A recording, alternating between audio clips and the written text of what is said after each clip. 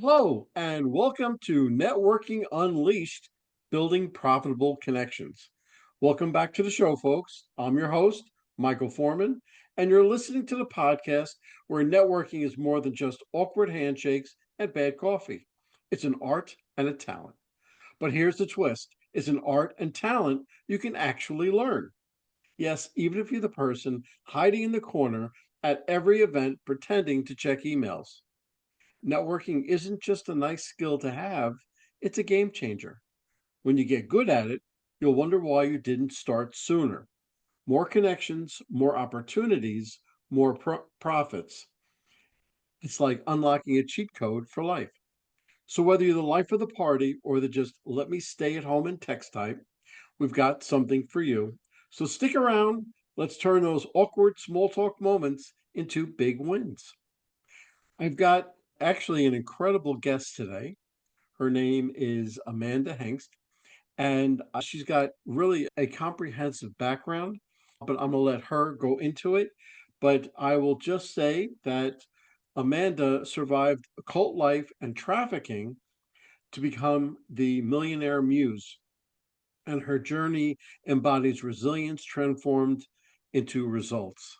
So, without butchering that too much, Amanda, welcome to the podcast. And why don't you tell us a little bit more about your background? Yeah, thank you so much for having me. So yeah, as you said, I was raised in a very unconventional, ultra-conservative cult. And then after we outgrew that and got out of the cult in my adult life, I was ended up being sex and labor trafficked by my ex-boyfriend. But all those things serve to teach me how to become a better communicator and writer. So I'm grateful for those opportunities that have now served me. And so now I write and I help people communicate and connect with impact and with a strategy. And yeah, I'm super blessed. So That's fantastic. There is a local organization called Revved Up Kids, and they have a website, revvedupkids.org, which I think you might find very interesting. And they're actually a sponsor for the podcast, but it falls right along the lines of trafficking and protecting the young girls from their family, basically, or anybody else. But yeah, just to take a look into that. for sure. How does effective copywriting contribute to building strong, profitable business relationships? And it's the whole reason for strong, profitable businesses because copywriting is a form of communication. And it's a form that most of your leads or business partners or people interested in you will encounter first before they actually get the opportunity to encounter you. They read something online, they see content online, they see words online, add something. So copywriting is usually people's first and last impression of you. So it is the most important piece of business, I would dare say, because it's communication, and communication is what makes the world go round.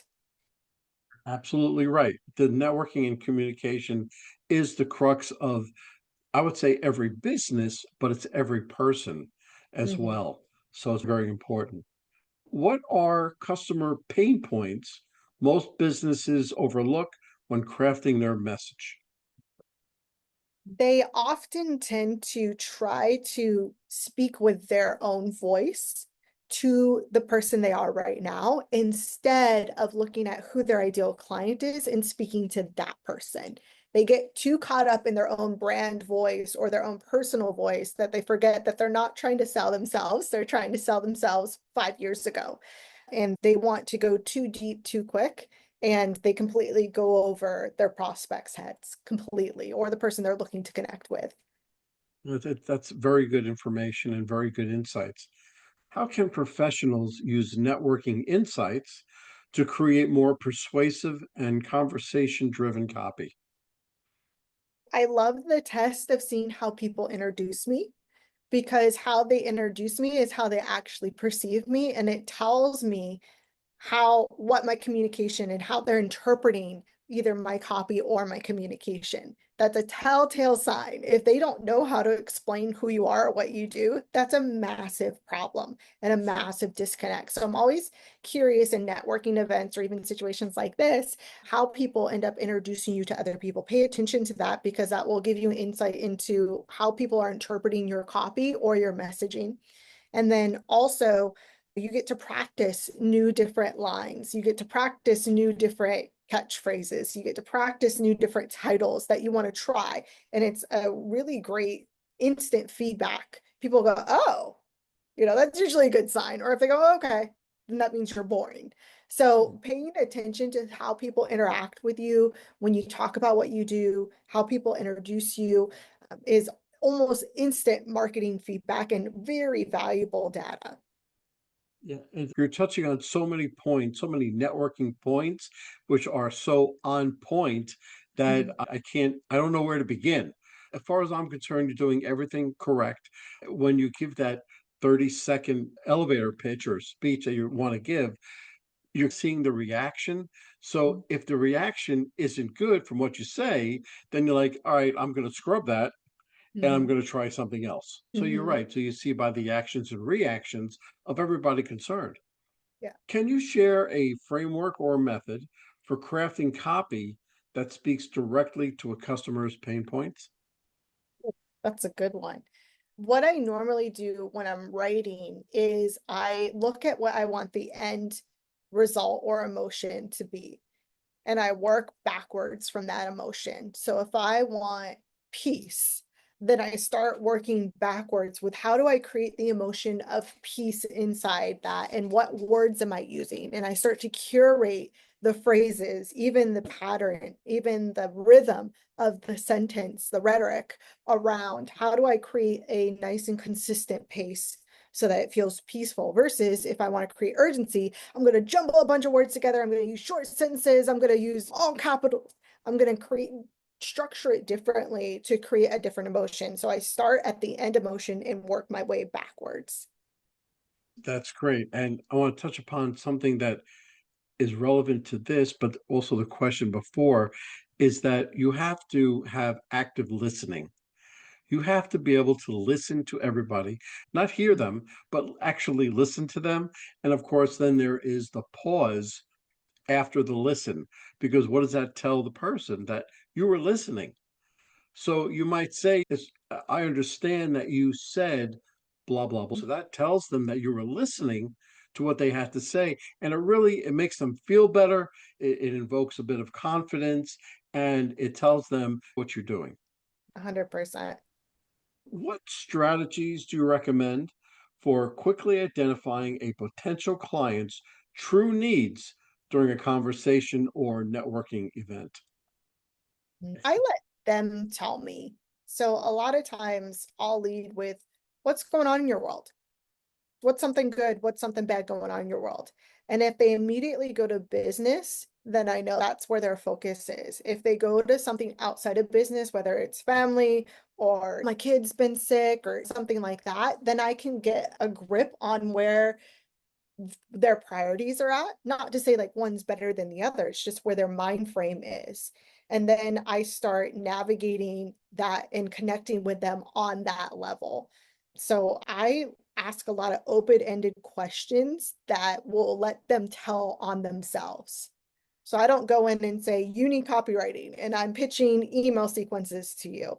Where's your bottleneck in your business? What do you hate about entrepreneurship? What's the one thing that drives you crazy about running your business? And then whether or not I'm the direct solution or I give a referral, I'm going to be a solution no matter what to them. I'm going to bring value no matter what to them. So I let them lead the way. Very good, very good. Because you have to remember that eh, everyone's got a problem and you're there to solve their problem. Whether you can do it or not, it's up to you. But if you can refer them, because you're not going to leave it open ended, you're there to help them. And if you help them by referring them to somebody who can help them, that's great. But that they will always remember you for that. You're striking it rich every time. Or Um, even they might not be in a place to where they need me yet.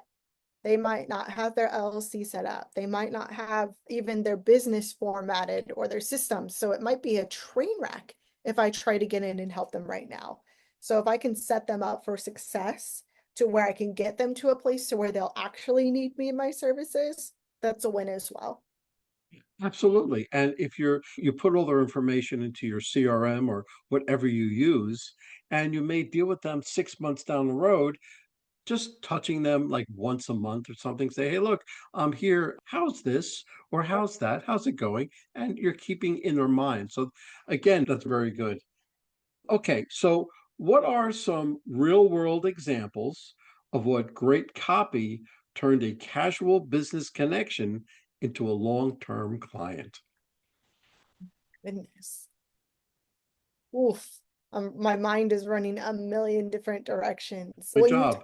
When you talk about nurturing a lead for more than 6 months, this is probably when I teach younger kids, I'm going to call them kids, but they're in their 20s, younger kids how to write and how to sell. They're like, I haven't heard from them in a week, so I moved on. And I'm like, are you crazy? So all that to say, I had one person and I felt something in my gut about her. And I pursued this lead for 4 years. 4 years. And then finally, and there were so many moments where we almost closed the deal. There were so many moments where we almost did things time and time again, 3 or 4 times. Finally, we were there, the deal closed, and I'm like, this is when she normally walks. So I did not have a lot of hope tied to it.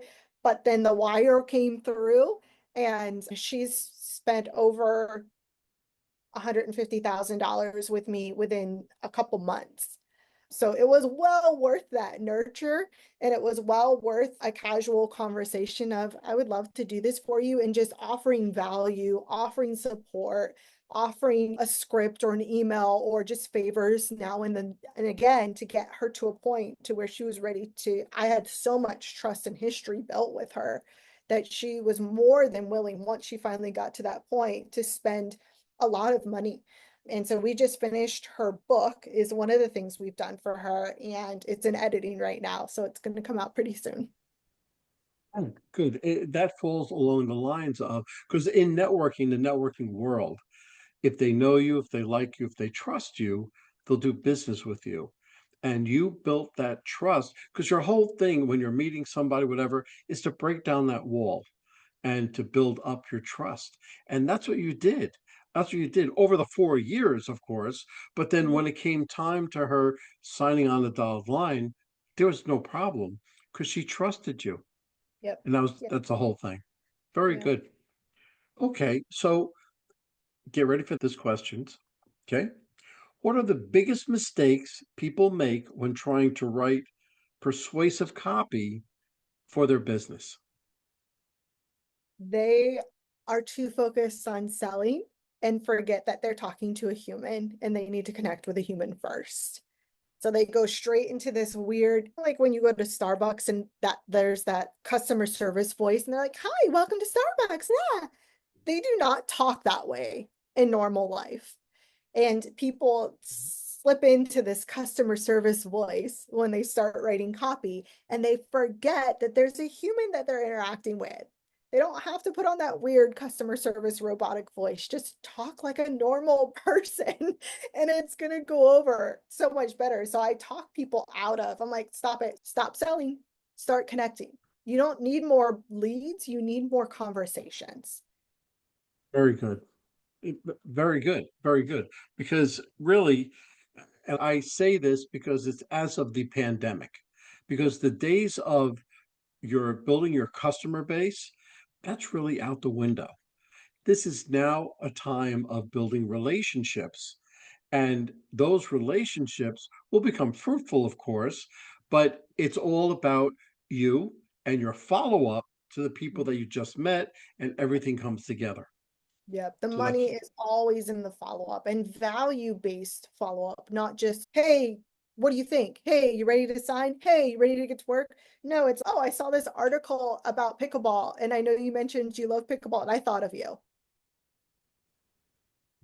Or saw Always that you posted you were having a rough day. Here's a $5 gift card to Starbucks. doesn't take much.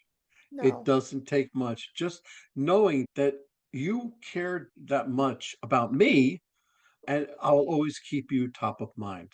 And that's the way to do it.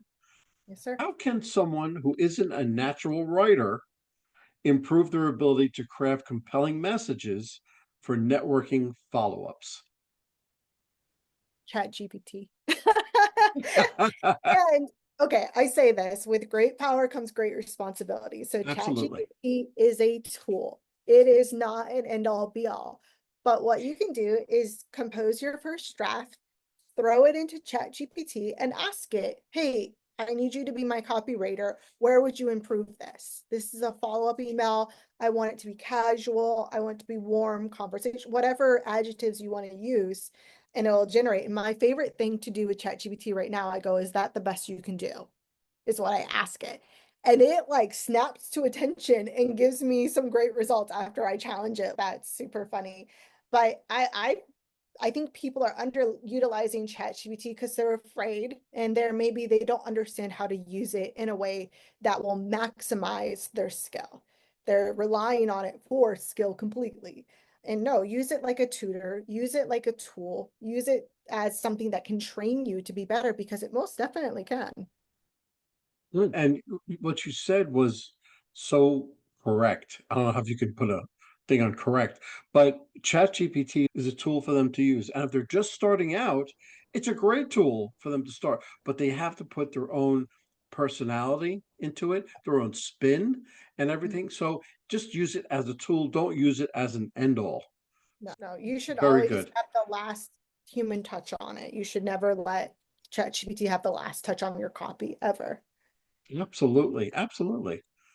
With the rise of AI and automation, how can professionals ensure their messaging still feels personal and authentic? This leads right into that. Hire a copywriter. Yes. Because I talk with copywriters all the time and I use ChatGPT, I use Claude, I use AI tools constantly. If you're not, you're going to fall behind. But again, it's using it in the right way. So ChatGPT is not a creator, it is a condenser and clarifier.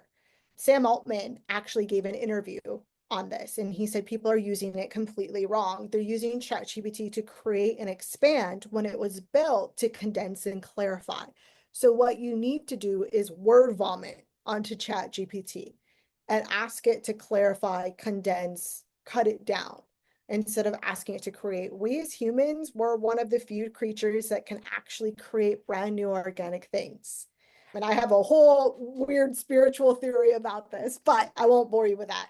And when we create, there's a soul to it. There's some soul to it, right? Some grip, some human element to it that we can't quite put our finger on when we see art, when we experience music, when we experience anything that's been created. And we often recognize that there's a soullessness to the AI copy. So again, use it, but then sprinkle your special sauce onto it after you've used it for the first draft. Put that human element, use the psychology. I started a series called Things ChatGPT Can't Do on LinkedIn.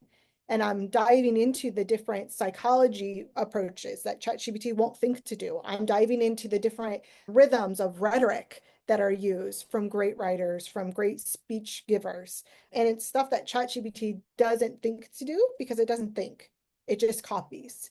So I'm all for using AI. I love automation. It's maximized my business, 10x my business for sure. But again, using it responsibly. That's terrific. You sound like you've been so successful, but along the way, you had to make mistakes. Oh yeah, So, what mistake? Give me the biggest mistake you've made and how you overcame it. goodness. So what? I failed fast and hard. I think the biggest mistake was letting other people dictate my worth and try to make me write in a different way. I made the wrong people successful with my copy. So now I know the power I have as a copywriter and that I will make you successful. If you bring me into your team, that's a not negotiable. It's straight up going to happen. So now I'm in a space to where I can choose who I work with. And I do that by not really caring about how much money you make, not really caring about where your brand is. All I care about is your character and your integrity. Are you someone that if I help elevate you, will you operate in integrity? And if that's a yes, then I want to work with you. If that's questionable, I will not work with you because yeah, I mean, it works and to not doubt my own worth. But then there's also been things where I know my lane and I know my niche and I know who I write for, my ideal client. And anytime I move outside that lane, I end up regretting it. Anytime I compromise on my systems or my process, I instantly regret it. So do not do it. Stick with your systems and processes. Gotcha, gotcha. And in being a public speaker and coach and trainer, I learned that pick a lane, stick to the lane. Pick one idea, one thought, and just stay in that lane. Now, of course, unless you're a Tony Robbins and you can talk about anything, but pick a lane, and you're talking about doing the same thing. Okay, let's bring this full circle. What's one immediate change listeners can make to their networking follow-ups or marketing copy to improve engagement and conversations? I think people get discouraged after 3 or 5 follow-ups. It takes 7 to 10 points of contacts for a sale. And that's true also for social work. It takes 7 to 10 points of contact that I found as a social worker to bring someone into recovery or out of their toxic system into a better one. So don't get discouraged and don't quit so early on. And then also be focused on impact and value, not the sale. And if you're focused on creating a positive impact and bringing value, your sales and profits are going to be a happy consequence of that focus. Yeah, I truly believe whenever you go to a networking event or meet somebody or anything else, you always look to give, not Mhm. receive. So if you looked, Zig Ziglar came out with looking to give and not receive, and it'll come back to you. But it's Mhm. a great philosophy Yep. because then you don't have to worry about it because it Mhm. will come back to you. Amanda, this was fantastic. I can probably talk to you for another hour, but if somebody wanted to get hold of you, what's the best way to get hold of you? Honestly, Instagram. I live on Instagram and it's Amanda Catarzi, which is my maiden name, is my handle. Okay, very good. Amanda, thank you so much for coming on the podcast today. Thank you so much for having me. Well, hold on, folks. Don't go anywhere. Let me just read a few of our sponsors that we have. Struggling to reach success? Maybe it's time to quit. In Quit Your Way to Success by Rodney Davis, this reveals 27 steps to breaking bad habits that hold you back. This powerful book helps you rewire your mindset, take control of your actions, and turn setbacks into stepping stones. With real life examples, motivational quotes, and actionable lessons, especially for sales professionals, you'll gain the tools to quit, what's stopping you, and start winning. Transform your future today. So Quit Your Way to Success by Rodney Davis, available now on Amazon. And this is a nonprofit called Revved Up Kids. This is something I believe in wholeheartedly. Revved Up Kids is on a mission to protect children and teens from sexual abuse, exploitation, and trafficking. They provide prevention training programs for children, teens, and adults. To learn more, go to revvedupkids.org. That's REVVEDUPKIDS.org. A wrap, folks. A huge thank you to our guest for sharing such incredible insights today. And of course, a big shout out to you, our amazing listeners, for tuning in and spending your time with us. If you're interested in my digital courses, being coached, or having me come and talk to your company, just go to Michael and fill out the request form. Remember, networking isn't about being perfect, it's about being present. So take what you've learned today, get out there, and make some meaningful connections. If you've enjoyed this episode, please don't forget to subscribe, leave us a review, and share it with someone who could use a little networking inspiration. Let's keep the conversation going. You can find me on Apple, Spotify, Pandora, YouTube, or my website, forman.com/podcasts.